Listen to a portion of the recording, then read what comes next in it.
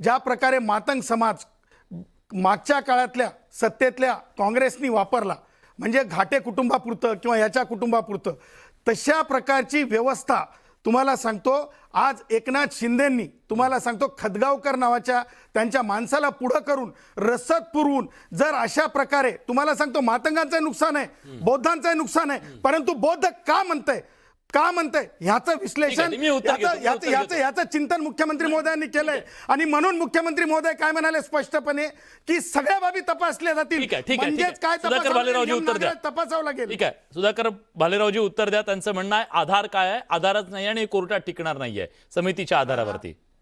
आणि तुमच्या पक्षावर पण आरोप होतोय, तुमच्या नेत्यांवर पण आरोप केला. नाही, मी तर तुम्हाला सांगतो, मी खंडेकरांना मोकळा करू शकतो, मोकळा करू शकतो. एकनाथ शिंदे साहेबांनी घडवून आणलेलं प्लॅन आहे. त्यांना मराठ्यांसोबत, ते मराठ्यांच्या पुढारी आहेत, त्यांना मातंग समाज जे आहे सोबत हातचा आला पाहिजे. ठीक आहे, ते विषय काय आहे, सामाजिक विषय. सुधाकर भालेराव, प्लीज सर, तुमचं ऐकलं ना, तुमचं ऐकलं ना, तुमचं ऐकलं आता त्यांचं ऐकलं.